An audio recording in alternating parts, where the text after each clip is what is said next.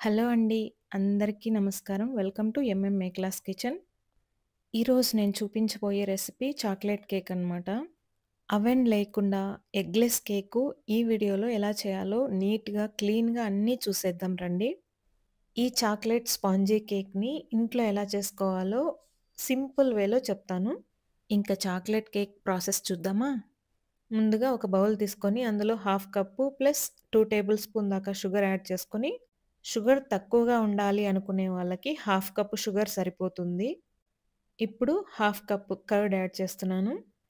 ఈ రెండింటిని creamy texture వచ్చేంత వరకు బాగా మిక్స్ చేసుకోవాలి.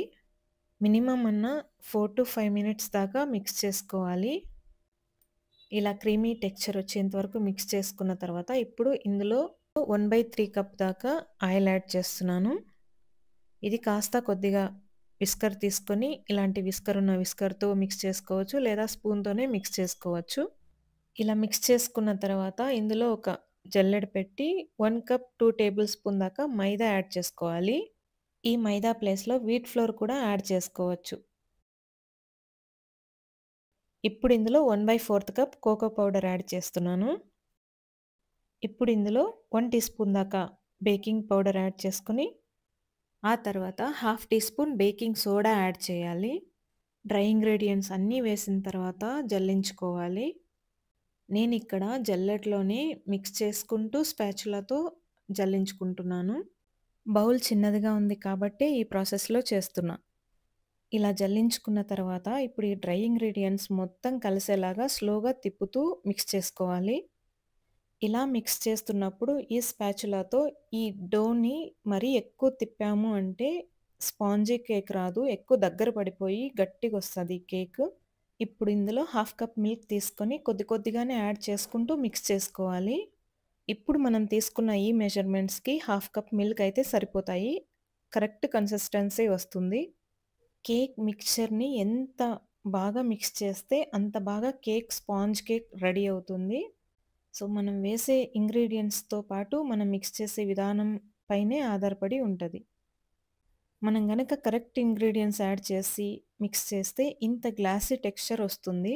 ఇప్పుడు ఇందులో 1 టీ స్పూన్ దాకా వెనిల్లా ఎసెన్స్ యాడ్ చేస్తున్నాను. ఒకవేళ వెనిల్లా ఎసెన్స్ లేదు అన్నప్పుడు ఈ యాలకుల పౌడర్ ఉంటుంది కదా! పౌడరు ఒక హాఫ్ టీ స్పూన్ దాకా వేసుకోవచ్చు. కేక్ బ్యాటర్ అయితే రెడీ అయిపోయింది. ఇది కొద్దిగా సైడ్ పెట్టి ఇప్పుడు స్టవ్ ఆన్ చేసి లో ఫ్లేమ్‌లో పెట్టి ఒక కడాయి పెట్టి అందులో ఒక కప్పు దాకా సాల్ట్ యాడ్ చేసి స్ప్రెడ్ చేసి ఆ తర్వాత ఒక స్టాండ్ పెడుతున్నాను. ఈ కడాయిలో స్టాండ్ ప్లేస్ చేసిన తర్వాత లో ఫ్లేమ్‌లో 5 మినిట్స్ దాకా అలానే వదిలేస్తున్నాను. ఈలోపు కేక్ బ్యాటర్‌ని మౌల్డ్‌లోకి షిఫ్ట్ చేయాలి కదా! ఈ ప్రాసెస్ ఏంటో చూద్దాం. ముందుగా ఒక కేక్ టిన్ తీసుకొని అందులో కొద్దిగా ఆయిల్ వేసి స్ప్రెడ్ చేసిన తర్వాత ఇప్పుడు ఒక టీ స్పూన్ దాకా వీట్ ఫ్లోర్ కానీ, లేదంటే మైదా పిండి కానీ వేసి మొత్తం అంతా స్ప్రెడ్ చేసుకోవాలి. ఈ మౌల్డ్ మొత్తం.